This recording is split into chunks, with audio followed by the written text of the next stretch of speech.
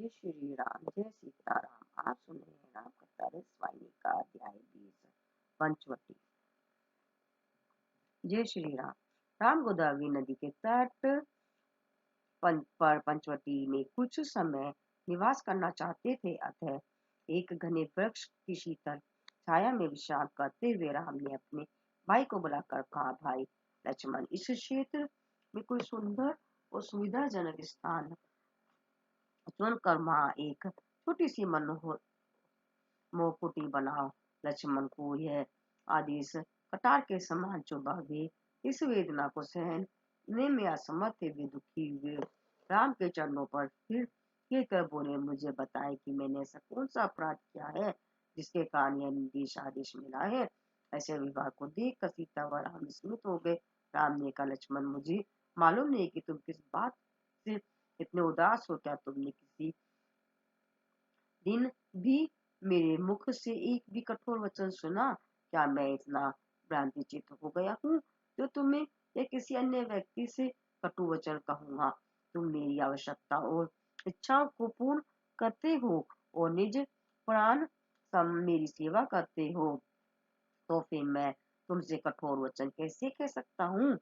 तुम्हारे दुख निरर्थक और भ्रांति है। फिर भी मैंने तुमसे क्या कहा था? मैंने तो तुमसे केवल यही कहा था कि तुम अपनी इच्छा अनुसार कोई स्थान नियुक्त करो कर वहां हमारे लिए निवास योग्य एक कुटी बनाओ। क्या यही नहीं कहा था?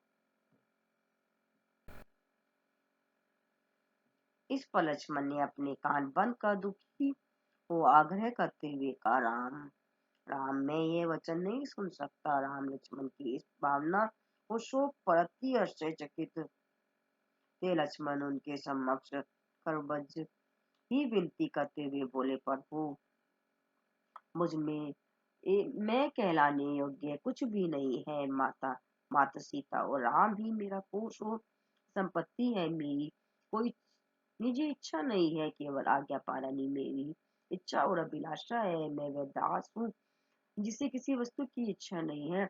ऐसा होने पर भी मैं इस प्रकार के वचन कैसे सहन कर सकता हूँ जो ये संकेत देते हैं कि मुझे निज इच्छा अनुसार कुटी के लिए स्थान नियुक्त करना है। जैसे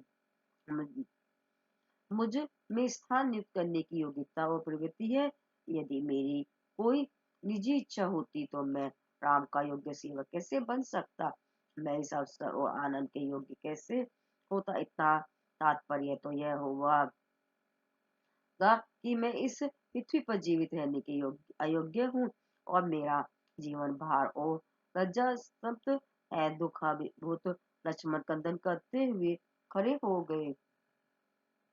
राम ने उनका आग्रह देखा और उन्हें लक्ष्मण को दयापूर्ण शब्द कर सांत्वना प्रदान की, भाई, ये तुम्हारा हृदय अति ही पवित्र है। मैंने तो साधारण रूप में तुमसे कहा था, किंतु मैं अपने भाई के अंतर स्थित इस समर्पण गुण से अनभिज्ञ था। दुखी मत हो। राम ने लक्ष्मण से कहा, भाई, मैं तुम्हारे निश्चल समर्पण भाव और सच्चे सेवा भाव पर अति प्रसन्न हूँ। तुम्हारी भावनाएं शुद्ध और उच्च है। अब मैं तुमसे कभी भी ऐसे पीड़ादायक शब्द नहीं कहूंगा।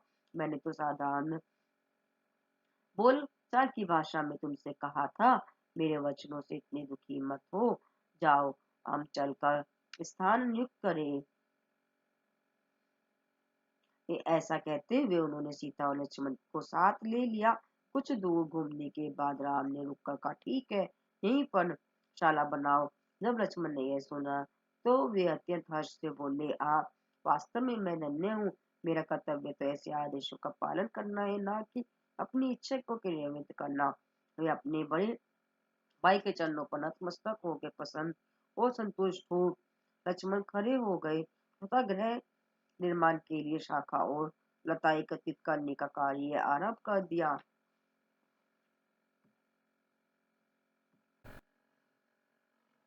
सीता और राम ने लक्ष्मण को भावुकप्रवृत्ति और कोमल सूक्ष्म बुद्धि का अनुभव किया।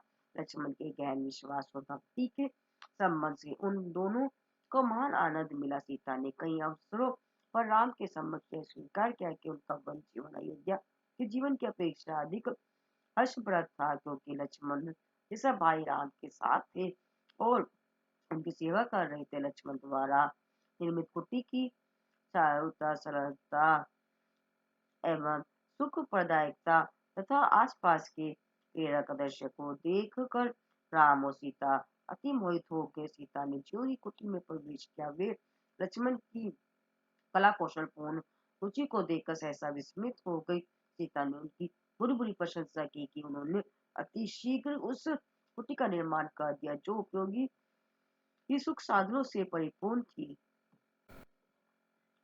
उन लोगों ने उस कुटी में प्रसन्नतापूर्वक दिन व्यतीत किए। यह समाचार दूर दूर तक फैल गया कि राम ने पंचवटी को अपना निवास स्थान बना लिया है। अतः प्रतिदिन तपस्वियों के दल श्रद्धा अर्पित करने वहां आने लगे। वे अपने शिष्यों को भी साथ लाते थे। वे राम, सीता और लक्ष्मण के दर्शन करते और राम से वार्तालाप करने का उन्हें महान सौभाग्य प्राप्त होता। फिर वे राम की प्रशंसा करते हुए निष्ठापूर्वक निज आश्रम को लौटते। उन लोगों को शास्त्रों और ग्रंथों का अध्ययन करते समय धर्म संहिताओं या वैदिक रीतियों का विश्लेषण एवं व्याख्या करने के समय जो शंकाएं आती थी, उन संदेह के समाधान हेतु उनके लोग राम के पास आते थे। कई साधकों ने राम से उस स्पष्टीकरण के लिए प्रार्थना की कि वे क्या तपस्वियों द्वारा अपनाया गया मार्ग शुद्ध और उचित था। राम सब धर्मों के स्वामी थे और उन्हें शास्त्रों व ग्रंथों का संपूर्ण ज्ञान था। अतः उन लोगों को राम द्वारा प्रदत्त उत्तरों एवं निर्देशों से पूर्ण संतोष हो गया। प्रत्येक व्यक्ति आनंद विभोर था। प्रश्नोत्तर के संबंध में वे यह सर्वोत्तम रहेगा कि प्रश्नों की चार श्रेणियां स्पष्ट रूप से समझी जाए। प्रश्नों के प्राय चार श्रेणियां में बांटा जाता था: साधारण, निम्न, गहनीय और प्रशंसनीय। ये जो एक दूसरे को तर्क की ओर ले जाकर उन्हें तुच्छ विजय प्रदान करते हैं, वे तुच्छ या साधारण प्रश्न कहलाते हैं। जो प्रश्न मनुष्य को बुद्धि, चातुर्य और कौशल का प्रदर्शन करते हैं, वे निम्न कहलाते हैं। बौद्धिक विकास घोषित करने वाले प्रश्न ग्रहणीय होते हैं तथा तृतीय श्रेणी के होते हैं। जो प्रश्न व्यक्ति की संदेह निवारण हेतु शुद्ध भावना सहित होते हैं, वे प्रशंसनीय और सर्वोच्च श्रेणी के होते हैं। निसंदेह राम के पास आए सभी ऋषि मुनि एवं तपस्वी चतुर्य प्रकार के प्रश्नों सहित ही आए थे। राम और लक्ष्मण तपस्वियों को आते देखकर अत्यंत प्रमुदित हुए। अनेक ऋषियों के हृदय में राम के प्रति अत्यंत कृतज्ञता एवं प्रशंसा का भाव था, क्योंकि राम के द्वारा प्रतिपादित आदर्श न केवल सरल, सहज, गहरा एवं जटिलताओं से युक्त मुक्त थे, वरन शास्त्रों एवं श्रुतियों के अनुरूप थे। उन्होंने प्रशंसा व स्तुति सहित जय जयकार की। उन्होंने कहा कि हे परम स्वामी, हे त्रिकला काल यज्ञ, अन्य कौन हमारा ईश्वर और मोक्षदायक हो सकता है। आप ऋषियों के हृदयवासी है। हमने अपनी तपस्या के फलस्वरूप आपको प्राप्त किया। हम कितने सौभाग्यशाली है, हमारी इच्छाएं कितनी शिष्टापूर्ण पूर्ण हो गई है। उन्होंने अनिच्छापूर्वक नेत्रों से आनंद और अवसाद के आंसू बहते वे वहां से प्रस्थान किया। उनमें से कुछ लोगों ने राम की कुटिया से कुछ दूर छायादार वृक्षों के नीचे डेरा डाल लिया। उन्होंने अपने आश्रमों को वापस न लौटने का दृढ़ निश्चय कर लिया। वे आसपास से कंदमूल प्राप्त कर किसी प्रकार से जीवन निर्वाह कर उत्सुकता पूर्वक राम के दर्शन की प्रतीक्षा करते रहते। जब राम कुटी के बाहर निकलते तो वे लोग किसी वृक्ष या झाड़ी के पीछे से उस अविस्मरणीय दृश्य का नेत्रपान कर लेते। इस प्रकार वे आनंद पूर्वक समय व्यतीत कर रहे थे कि जो एक बार राम को देख लेता है, वह अपना हृदय राम को समर्पण कर बैठेगा। वे सभी राम के प्रति अनंत भक्ति में लीन हो गए थे। वे ऐसा अनुभव करने लगे कि राम के ध्यान और राम नाम के जप के बाद अन्य किसी नियम के पालन की आवश्यकता नहीं है। राम दिन रात जिज्ञासु के समक्ष धर्म और आध्यात्मिक विषयों की व्याख्या करते। राम प्राय लक्ष्मण को निकट बैठाकर कहते हैं, भाई, इस पवित्र कार्य की पूर्ति अयोध्या में रहकर कैसे हो सकती थी? वहां रहकर मैं रामायण के शेष अध्यायों का मंचन कैसे कर सकता हूँ? मैं इसी उद्देश्य से यहाँ आया हूँ। अब अच्छाई और साधुजनों का पोषण और संरक्षण, शांति एवं विद्या कल्याण का अनंत करने वाली बुराइयों का नाश तथा धार्मिक आचरण व कार्यों की उन्नति होगी।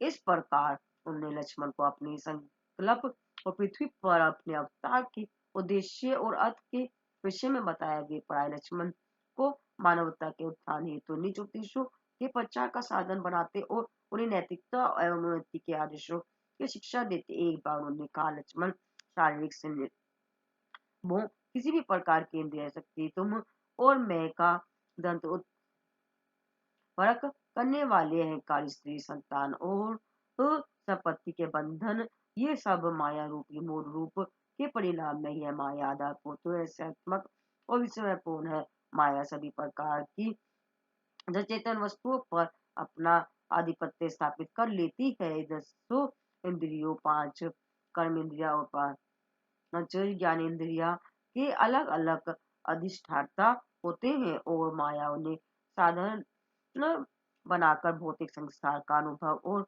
आनंद प्राप्त करती है। उस आनंद का कण कण माया से ही उत्पन्न है। अतः वह महापुनश्वर और कृत्रिम है। माया के दो रूप है, विद्या माया और अविद्या माया। अविद्या नामक माया अति दुष्ट है, वह अपरिमित दुखकारक है, जिसमें प्रभावित व्यक्ति गहन दलदल में गिर कर सुख दुख के नित्य बंधन में बंध जाते हैं। विद्या नामक माया ने ईश्वरीय प्रेरणात्मक इस संसार को सृष्टि की। उसकी कोई निजी शक्ति नहीं है, केवल ईश्वर की उपस्थिति में ही वह त्रिगुणात्मक संसार अथवा प्रपंच की उत्पत्ति करती है।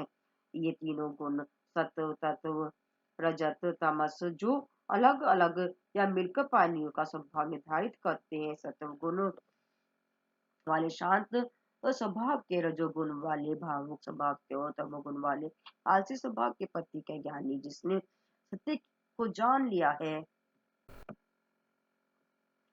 वह भांति जाति पाति और वर्णाश्रम के धर्म और कर्तव्य को त्याग कर केवल ब्रह्म की अनुभूति में जीवित रहता है। उससे यह ज्ञात हो जाता है कि कोई देवता या भिन्नता नहीं है, सब भी अद्वितीय है। सब कुलु इदम सर्वम न ये नाना अस्तित्व किंचन। वह जानता है कि संपूर्ण लोक उसी ब्रह्म से निर्मित है, ब्रह्म से इधर कुछ नहीं है। हे लक्ष्मण, तुम्हें ज्ञात होना चाहिए कि सत्य, ब्रह्मा, विष्णु और रुद्र, सत्व, रज और तमस, इन तीनों रूपों में श्री ब्रह्मा का प्रतिबिंब है। रजस गुण ब्रह्म का मानवीकरण है, सत्व गुण विष्णु का और तमस गुण रुद्र का, शिव या ईश्वर है का। इस विश्व सहित समस्त लोग इन्हीं तीनों गुणों के मिश्रण द्वारा उस ब्रह्म का प्रकाशन है। अतः ज्ञानी इन तीनों गुणों से परे जाकर आदित्य में इसका मूल प्राप्त करता है। केवल वही वैरागी कहलाने योग्य है, क्योंकि उसमें कोई राग नहीं है। कभी कभी राम, सीता व लक्ष्मण को अपने पास बुलाकर यह बतलाने से कि जब तक जीव माया तथा परम ब्रह्म का संबंध ठीक से नहीं समझता, तब तक वह स्वयं की मुक्त कर परमात्मा में कदापि लय नहीं हो सकता। तब तक वह माया के कारण नाम और रूप में बंधा रहता है। राम ने कहा कि जिस क्षण भी व्यक्ति यह खोज लेता है, वो जान लेता है कि वह परमात्मा का ही प्रतिबिंब है और सत्यता परमात्मा और उसमें कोई अंतर नहीं है, तो माया ऐसी ही लुप्त हो जाती है जैसे उदित सूर्य के समक्ष थोड़ा लुप्त हो जाता है। यह शुद्ध आत्मज्ञान है, क्योंकि परमात्मा आत्मा है और जीव शिरोधारी है। उपाधि सहित उसी परमात्मा का प्रतिबिंब है। तुम अपने स्तर के अनुरूप निर्धारित नियमों तथा सब धर्म के अनुसार कार्य करो, उससे तुम्हें वैराग्य मिलता है। योगाभ्यास करो, इससे तुम्हें ज्ञान प्राप्त होगा। यह ज्ञान आध्यात्मिक प्रगति का अंतिम चरण है। वह तुम्हें चरणोत्कर्ष की ओर अग्रसित करेगा। मान प्रेम सहित तो ब्रह्मा की उपासना करना भक्ति कहलाता है। मैं ऐसे व्यक्ति पर अनुग्रह वर्षा करता हूँ, भक्ति उसे पूर्ण समृद्धि प्रदान करेगी। भक्ति हृदय से स्वतः उत्पन्न होती है, वह कृत्रिम वस्तु या व्यक्तियों पर निर्भर नहीं करती। भक्ति उस व्यक्ति को ज्ञान प्रदान कर सकती है, जिससे स्वयं को बड़ा में समर्पित कर लिया है। भक्ति अलौकिक और अपरिमित आनंद प्रदान करती है। मनुष्य भक्ति पथ की ओर उन्मुख कैसे होता है? यह किसी साधु अथवा ऋषि मुनि या किसी अन्य पुण्य आत्मा की कृपा से प्राप्त होती है। यह पथ मनुष्य की शीघ्र ही मेरी ओर उन्मुख करता है। ऐसे प्रवचन सुनाते हुए सीता और लक्ष्मण आत्मविस्मित हो गए थे। राम भी उत्साह सहित आध्यात्मिक पथ के प्रति अनुराग को समझाते हुए उसमें सब कुछ भूल जाते थे। उन्होंने अंतरालोकन एवं आत्म आनंद के प्रति जिज्ञासा में बहुत समय व्यतीत किया। एक दिन लक्ष्मण कुटी की रक्षा करते हुए इन महान ज्ञान सत्यों और अमूल्य निर्देशों का मनन कर रहे थे कि उनकी दृष्टि नींबू के एक नन्हे पौधे पर पड़ी और एक घने वृक्ष की छाया में विकास हेतु संघर्ष कर रहा था। लक्ष्मण की इच्छा थी कि वह पौधे को कुटी के समीप लगाकर उसकी भली भांति देखभाल करे, जिससे वह विकसित हो सके। अतः वे अगाध प्रेम और सावधानी पूर्वक उसे जड़ से उखाड़ने लगे। उसी समय रावण की ही दुष्ट बहन शुक्लका वहां दिखाई दी। जो ही उसकी दृष्टि लक्ष्मण पर पड़ी, वह लक्ष्मण के रूप तथा शारीरिक कांति पर मोहित होगी। वह इस दृश्य को देख कर अवाक रह गई कि उसने स्वयं को शीघ्र ही एक सुंदर युक्ति में परिवर्तित कर लिया और अति कामुक भाव सहित लक्ष्मण के पास गई, किंतु लक्ष्मण ने उस पर कोई ध्यान नहीं दिया। वह उस राक्षसी ने भावित रहकर अपने कार्य में लगे रहे। शुक्लका अपने पति लक्ष्मण की उपेक्षा को न सह सकी। वह उनके पास जाकर अति कारुणिक भाषा में अनुरोध करने लगी, भगवान आप मुझे निराश क्यों करते हैं? मेरी असहनीय ललक को शांत करो, अपने प्रेम पूर्वक प्रसन्नतादायक दृष्टि मुझ पर डालो। लक्ष्मण ने इसका कोई उत्तर नहीं दिया। उसके शब्द सुनकर मन ही मन वे उसकी दृष्टा पर मुस्कुराने लगे। वह उस पौधी को सावधानी पूर्वक उखाड़ने में लगे रहे। ये शुक्लखादी वो लक्ष्मण को अपनी और आकर्षित करने को उद्धत हो गई, किंतु लक्ष्मण पीछे हटकर उसे परामर्श देते हुए बोले, माता मैं तो राम का दास हूँ, मैं स्वतः नहीं हूँ। मेरा लघुत्तम कार्य भी उनके निर्देश अनुसार ही होता है। लक्ष्मण के वचन सुनकर तथा वह किससे बात कर रहे थे, वह देखने सीता और राम कुटी से बाहर उद्यान में आए। राम ने शुक्लका को देखकर पहचान लिया कि उसने सुंदर युक्ति का रूप बना रखा था। राम सभी प्रकार के परिणामों के लिए सतर्क हो गए। किसी भी शुक्लका ने लक्ष्मण को डरपोक और दुष्ट आदि कठोर अपशब्द कहे और उनका परित्तर न पा लक्ष्मण का उपहास पर जो जोर से हंसने लगी, जिसने तब तक वहां राम का को नहीं देखा था।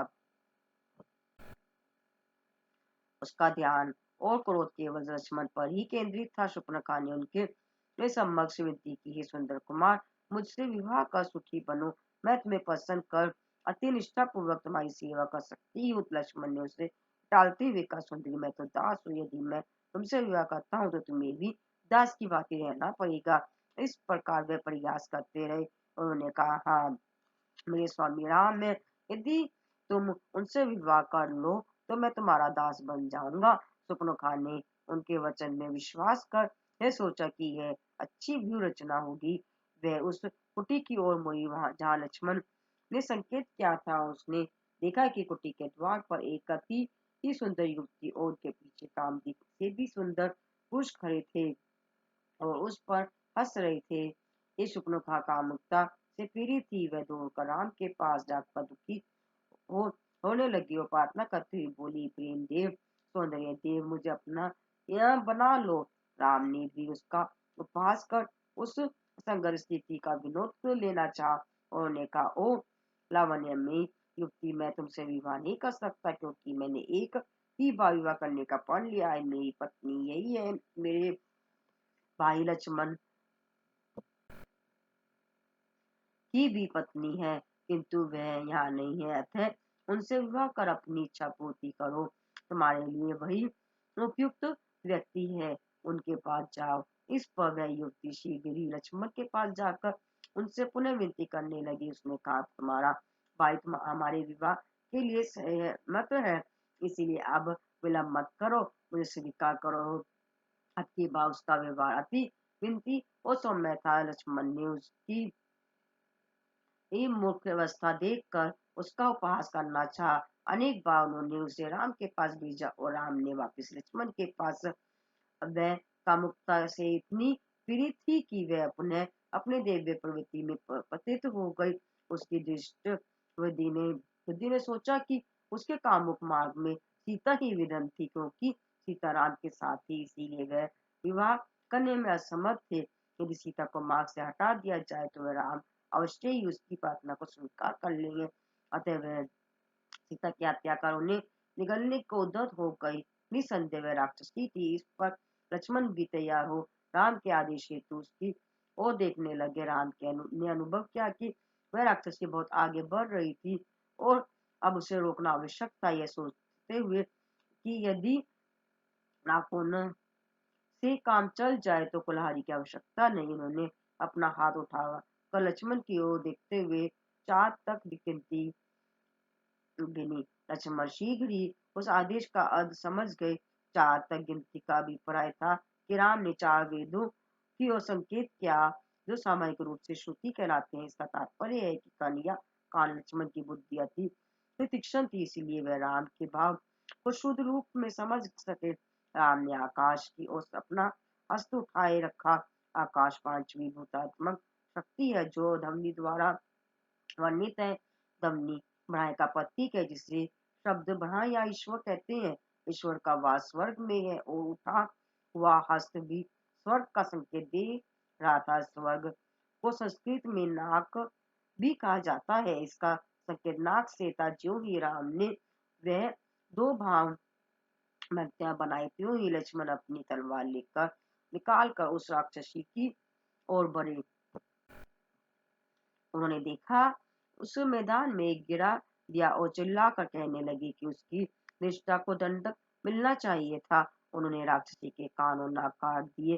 सुपर्णखा ने अति उच्च स्वर में विलाप किया, जिससे जंगल का पित्त हो गया। उसने अपना राक्षसी का वास्तविक रूप धारण कर लिया था और चित्कर करती हुई बोली, क्या यह न्याय संगत है? तुम अपने पास आई स्त्री को इतनी निर्दयता पूर्वक क्रूर बना सकते हो? मैं अपने भाई रावण को यहाँ लाऊंगी और इस क्रूरता का बदला लूंगी। ऐसा कहते हुए वह शीघ्र ही जंगल में लुप्त हो गई। वह दंडक वन में राक्षसों के नायक कर और दूषण के पास जाकर कंदन करते हुए बोली, तुम अपनी बहन के तिरस्कार और घाव को चुपचाप कैसे सह सकते हो?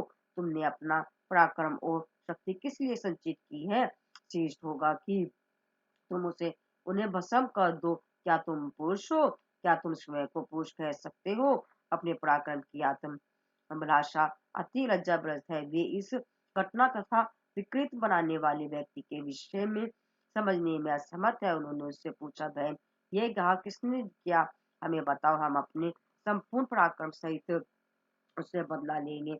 इस पर शुक्लका ने ये घटना सुनानी आरंभ कर दी। उसने राम और लक्ष्मण की चाकता और मनोहर सौंदर्य के विस्तृत वर्णन में घटना आरंभ की। यह सुनकर वे दोनों भाई क्रुद्ध हो गए और उनसे पूछा कि वह व्यर्थ की भूमिका से अपना और उनका समय क्यों नष्ट कर रही थी। हमें सीधे ही बताओ कि किसने तुम्हें विकृत और घायल क्या है? फिर उसने उन्हें जंगल को की पूर्ण घटना सुनाई। एक और दूषण अपनी नाक व कान कटी बहन की दशा देखकर अत्यधिक उत्तेजित हो उठे। 14,000 राक्षसों की सेना इकट्ठी कर शीघ्र ही वे राम और लक्ष्मण की ओर बढ़े, जिन्होंने उनकी बहन को ऐसा दंड दिया था। वह दानव योद्धा इतनी हठी थे कि उन्हें स्वप्न में भी पराजित नहीं किया जा सकता था। वे पीछे हटना या हारना नहीं जानते थे और युद्ध में अजय थे। वे उन शैल शिखरों के समान घाटियों में भय संचारक समूह में अति दृढ़ता से बढ़े और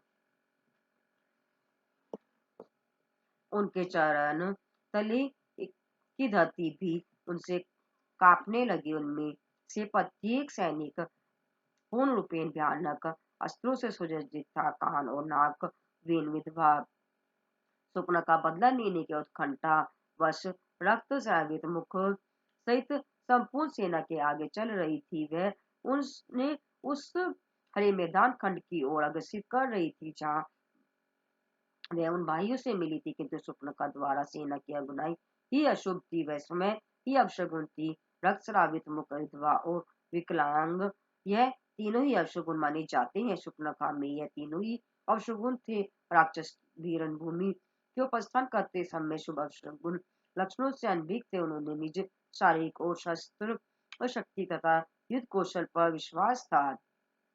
इसी कारण वे दिव्य तथा धार्मिक शक्तियों के समक्ष कभी ठहर नहीं सकते थे, क्योंकि धार्मिक रीति तथा ईश्वरीय अनुग्रह द्वारा उत्पन्न शक्तियां का कौन विरोध कर सकता है। राक्षस ने धर्म या दिव्यता पर कोई ध्यान ही नहीं दिया। उन्होंने अपनी समझ शक्तियों और कौशल को स्वयं को शारीरिक बल के से पूर्ण करने में लगाया। अपने अस्त्रों और दुष्टाओं और बल पर गरमाते अपना बिगुल बजाते हुए, सिंहों की भांति गर्जन करते हुए, जंगली हाथियों के समान चिल्लाते हुए, अपने पराक्रम का शोर मचाते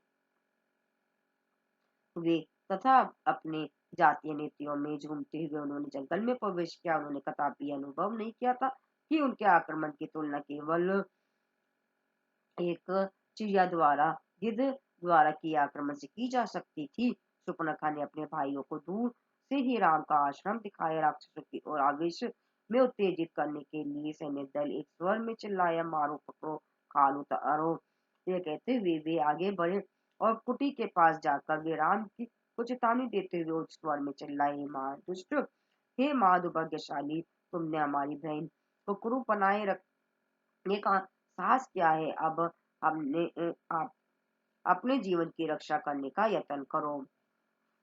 राम उसके आगमन से परिचित थे। उन्होंने लक्ष्मण को पहले ही आदेश दे दिया था कि वे सीता को दूर गुफा में ये रख कर वहां पहरा दे।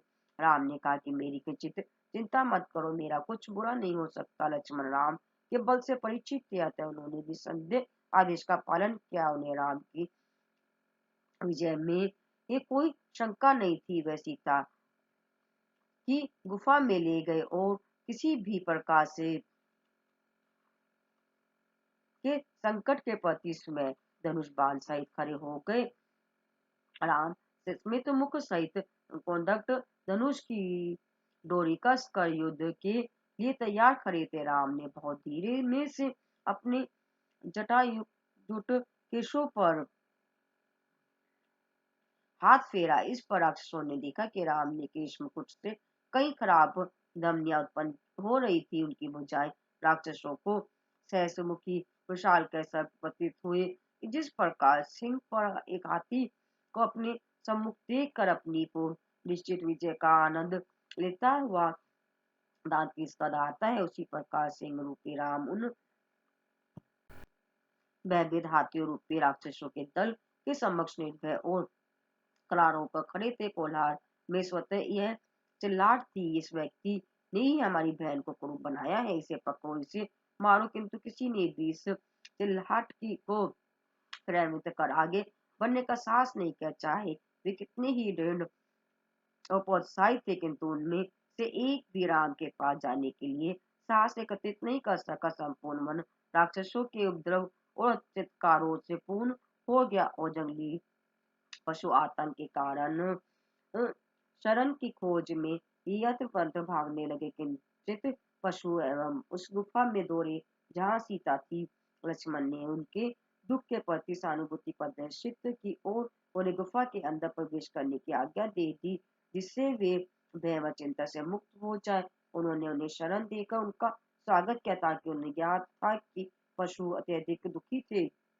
राम के चूर और खड़े राक्षस उनके सौंदर्य और चारुता से इतने मुग्ध हो गए कि केवल उनके ऐश्वर्य और तेज को ही निमिष दृष्टि से देखते रहे। कहीं तो उनके अनुग्रह वर्णन में मत हो गए, कहीं उनकी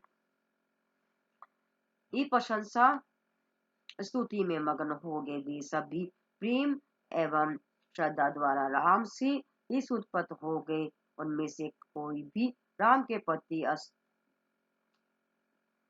नहीं उठा सका और ना ही उनके प्रति क्रोध दृष्टिपात कर सका। सुपर्णखा ने भी उनकी प्रशंसा की विस्मित होकर रहकर, और दूसर ने उनसे कहा, भाइयों, हमारे समक्ष ऐसा तुलनीय सौंदर्य खड़ा है, मैंने आज तक ऐसी चारुता, ऐश्वर्य, ऐसा शुद्ध शांति और ऐसा मधुर रूप कदापि नहीं देखा। इन्हें मत मारो, अपितु इन्हें ज्यों का त्यों मेरे समक्ष उपस्थित करो। वीर भाई भी इसी बात से मोहित हो गए थे। उन्होंने उत्तर दिया, बहन, हमने भी ऐसा सौंदर्य स्वरूप का कभी नित्यपान नहीं किया है। हम जितना इनके निकट जाते हैं उतना ही हमें आकर्षित करते हैं। हम उनसे ये अधिकाधिक मोहित हो जाते हैं। हम उनकी चारुता से अति मुक्त हो गए हैं। हमें उनके प्रति तनिक भी क्रोध व घृणा नहीं है। हम जितना अधिक इन पर दृष्टिपात करते हैं उतना ही अधिक हमें आनंद निर्मित होता है। शायद यहाँ के वासी ऋषि इस भावना को ही आनंद कहते हैं। खर ने राम के साथ वार्तालाप करना पसंद नहीं किया, इसीलिए उसने सीधा उनसे यह पता लगाने के लिए एक दूत भेजा कि वह कौन थे, उनका क्या नाम था, वे कहाँ से आए थे और वे दोनों में से वनों में किस कारण आकर वहां वास कर रहे थे आदि।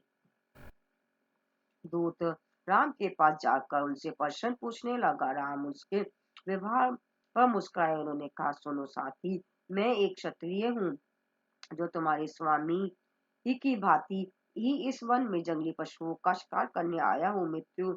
मुझे मृत्यु देव यमराज का भी भय नहीं है। यदि तुमने सामर्थ्य हो तो आओ, युद्ध पर विजय प्राप्त करो, अन्यथा तुम सभी घर लौट जाओ और नाश से अपनी अपनी रक्षा करो। जो प्रगान से ये भाग जाएगा, मैं उसका नाश नहीं करूंगा। यह संदेश कर और दूषण के शिविर में ले जाकर सुना दिया गया। इस पर दोनों भाइयों ने पक्षी, भाले, धनुष और बाण आदि अस्त्र उठा लिए और ऐसा युद्ध का बिगुल बजाया कि संपूर्ण आकाश गूंज उठा। उन्होंने राम पर अपने अस्त्रों की वर्षा की। राम ने अपने धनुष से एक ही बाण द्वारा उन सबके टुकड़े टुकड़े कर दिए। राम द्वारा चलाए गए ये अन्य बाणों में ने अग्नि के समान विलप मचा दिया। राक्षस उस आक्रमण से पीड़ा युक्त वो युद्ध क्षेत्र छोड़कर दौड़ते हुए जाते हुए दुख व निराशा सहित चित्कार करने लगे, हे माता, हे पिता, हे हाय, हमारी रक्षा करो आदि। उन्हें भागते देख कर खरदूषण और उनके छोटे भाई शिविर ने पुकारा, राक्षसों, सेना से मत भागो, जो भी हो दौड़ेगा उसे वही पर हमारे सैनिकों द्वारा मार दिया जाएगा। इस पर उन्होंने परस्पर योजना बनाकर कहा, ठीक है, राम की अनुपस्थिति में अन्य किसी द्वारा मारे जाने की से तो ही कहीं श्रेष्ठ है कि राम के हाथ से ही मरे। अतः वे अपने अपने दलों में वापस आगे और जहाँ राम खड़े थे वे उस स्थान की ओर बढ़े, किंतु उनका मन युद्ध करने को नहीं था। वे राम की व्यक्तित्व मनोहरता और कांति से इतने मोहित हो गए थे कि वे दिव्य सौंदर्य को निहारते हुए मंत्रमुग्ध हो गए। इसी बीच राम ने सम्मोहन बाण छोड़ा। यह बाण शत्रुओं को बहुत उन्हें व्याकुल कर देता है और इसके परिणाम स्वरूप प्रत्येक सैनिकों को अपने पड़ोसी अथवा साथी वही व्यक्ति ये दृष्टिगोचर होते हैं जिसका उसे नाश करना था। खरोदूषण ने उन्हें राम को मारने का आदेश दिया था। वे परस्पर एक दूसरे को पर गिर कर चिल्लाने लगे, यह राम है, यह राम है। उन्होंने मान प्रसन्नता पूर्वक एक दूसरे को मारा। संपूर्ण स्थल राक्षसों के एक घायल अंगों से पूर्ण था। वन में रक्त की नदियां बह गई। सरा हुआ मांस खाने को लाले गिद्धों को वे एक चौं ओर मंडराने लगे। उस दिन उस क्षेत्र में 14,000 राक्षसों ने एक व्यक्ति का सामना किया। राक्षसों का नाश हुआ। उनमें से प्रत्येक राक्षस राम राम पुकारता हुआ गिर गया। खरोदूषण भी अपने सेवकों सहित मारे गए। तपस्वी और ऋषियों ने यह भयानक दृश्य देखा और राम के विलक्षण पराक्रम की अनुभूति की। वे अत्यधिक ही पसंद थे कि रावण की मृत्यु भी इस निर्भीक नायक के हाथों ही निश्चित है। उनका यह विश्वास दृढ़ हो गया कि राम शक्तिशाली परमेश्वर थे जो भूमि पर संपूर्ण राक्षस जाति का नाश कर मानव जाति में ये शांति और समृद्धि स्थापित करने हेतु अवतरित हुए थे। जो ही यह घमासान संग्राम समाप्त हुआ, सीता और लक्ष्मण राम के पास आकर उनके चरणों में नतमस्तक हो गए। राम ने लक्ष्मण को उठाया और आधे एक घंटे तक चलिए उस युद्ध के 14,000 राक्षसों तथा उनके स्वामियों के भाग्य का वर्णन किया उन्होंने अति शीघ्र प्रकट कर तथा मुस्कान एवं विनोद सहित सभी घटनाओं का विस्तार से वर्णन किया। इसी बीच सीता स्वयं यह विश्वस्त होने के लिए राम को भली भांति देख रही थी कि उन्हें कोई चोट तो नहीं पहुंची और कोई क्रोध तो नहीं आई।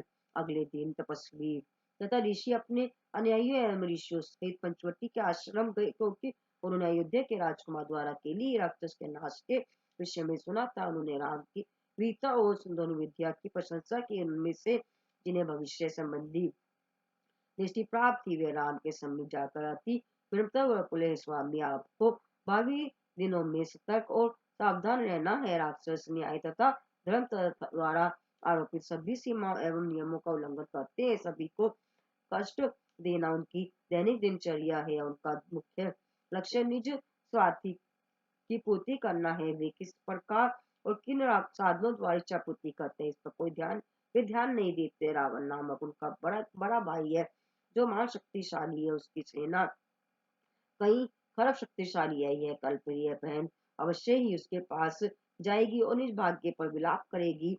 वह अवश्य उसका कारण जानने और जिन्होंने उसको कुरूप बनाया है उनसे बदला लेने का यत्न करेगा। इसी प्रकार उन्होंने अपनी इस सूचना से राम और लक्ष्मण को खूब सचेत कर दिया। राम ने मुस्कुराते हुए उनकी बात सुनी। उन्होंने कहा, हाँ मैं इससे अनभिज्ञ नहीं हूँ, मैं इसी उद्देश्य से यहाँ आया हूँ। उन्होंने अपना सिर ऐसे हिलाते हुए ऐसे जैसे वे स्वयं रावण के साथ युद्ध करने की उस सुअवसर की अति उत्सुकता पूर्वक प्रतीक्षा कर रहे हो, किंतु उन्होंने अधिक कुछ नहीं कहा। वे ऐसे बैठ गए ये मानो यह भविष्य के ज्ञान से अनभिज्ञ थे। उन्होंने विद्यमान नेत्रों से लक्ष्मण को देखते हुए कहा, क्या तुमने नहीं सुना? ऋषियों की ओर मुड़कर राम ने कहा, कृपया चिंतित ना हो, मैं कभी स्थितियों का सामना करने को तैयार हूँ। ऋषियों की इस आश्वासन को वचन से ढांढस व चैन मिला। राम ने उनमें विश्वास एवं साहस उत्पन्न किया तथा उन्हें इस तथ्य से विश्वस्त कर निज आश्रमों में बैठ लौटने की आज्ञा दी कि वे अपना अध्ययन और अभ्यास राक्षसों से निमित्त ही शांति एवं स्थिरता पूर्वक कर सकते हैं। ऋषियों की भविष्यवाणी के अनुसार शूर्पणखा तुरंत अपने भाई रावण के समक्ष खंडन करती हुई दृष्टिगोचर हुई। यह सुनकर लंका के राक्षस भयभीत हो गए और उनके देश में कोई संकट आ गया है। वे सड़कों पर निकल आए और उन्होंने झुंड बनाकर उसका कारण जानने के लिए वाद आरंभ कर दिया। शूर्पणखा ने राक्षसों के राजा रावण के दरबार में प्रवेश कर वहां उपस्थित सभी लोगों को अपने क्रूर आक्षेपों से चकित कर चिंतित कर दिया। उसका रूप राक्षसी का था, उसका शरीर रक्त से ओतप्रोत था, उसके शब्द क्रोध के कारण विषैले थे। रावण समझ गया कि किसी ने उसे महान चोट पहुंचाई थी। रावण की उसकी चित्कार सुनकर धक्का लगा। वह अपने सिंहासन से गरज कर बोला, बहन हमें विस्तार से बताओ कि क्या हुआ।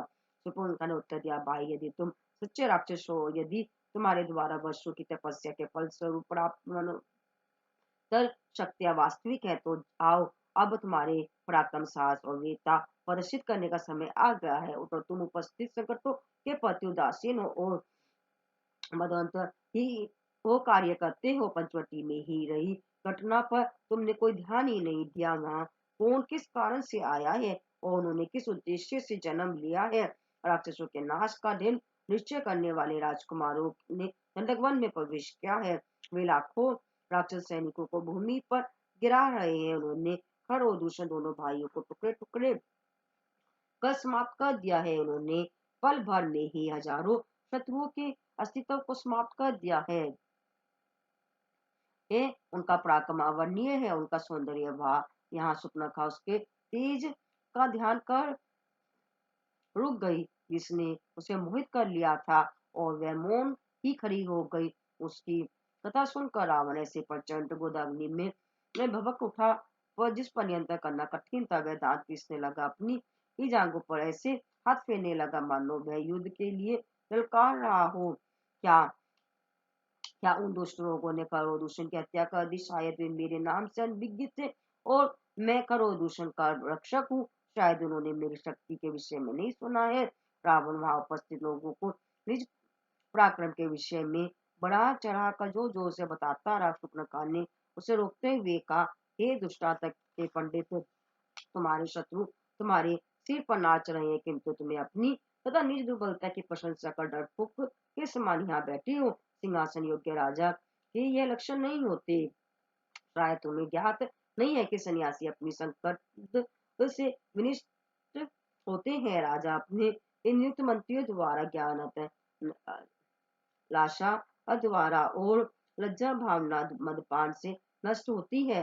भाई, वर्तमान अग्नि रोग शत्रु सब तथा शत्रु क्षुद्र और एवं आत्महीन पापों के प्रति भी सावधान रहो। जब ये बड़े ही हो जाते हैं तो वे अवश्य ही मान क्षति पहुंचाते हैं। अतः शीघ्र क्या करो, संकोच मत करो। शुक्र के इन शब्दों ने रावण के कानों में घृणा विष भर दिया। इस पर दूसरा भाई कुंभकर्ण, जो कि वहां उपस्थित था, उसने मुस्कुराते हुए शुक्र से पूछा, बहन तुम्हारे नाक और कान किसने काटे? उसने रुदन करते हुए उत्तर दिया कि हाय, उन्हीं राजकुमारों ने यह दुष्ट कार्य किया है। फिर रावण ने उसे पर्याप्त डांट पहुंचाते हुए उससे पूछा, बहन नाक तो मुख पर है, कान मुख के दोनों तरफ है, उन्होंने एक ही प्रहार से में नहीं काटा जा सकता।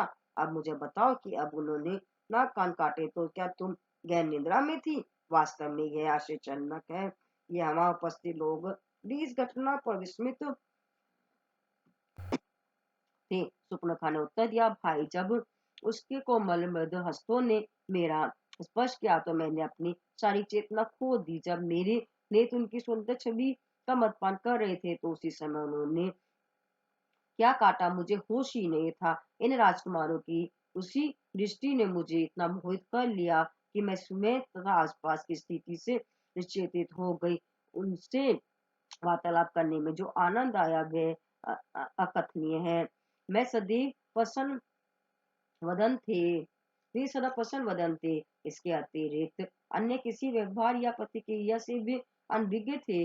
पुरुष हृदय भी उनके सौंदर्य से आकर्षित हो जाएंगे। वे वस्तुतः कामदेव की आनंद में प्रतिमूर्ति है। मैंने ऐसा सौंदर्य कदापि नहीं देखा था। हमारे राक्षसों की वीरता, हमारी दुष्टायुक्तियां, हमारी असाधारण कृतियां तथा निज गुप्ता को धिक्कार है। हम वास्तव में गणित हैं। तुम उन पर केवल एक बार दृष्टिपात करो तो तुम्हें निश्चित हो जाएगा कि मैं ठीक कह रही हूँ। क्यों युद्ध में मारे जाने वाले खर और दूषण दोनों ही उनके साथ युद्ध करने के अनिश्चित थे। वे मुझसे आग्रह कर और विरोध कर रहे थे। उन्होंने कहा था कि इस परिवर्तनता और सौंदर्य के इस रूप के प्रति हम कैसे ये शत्रु भावना रख सकते हैं। दरबार में एक अतिथि नारी एवं मंत्री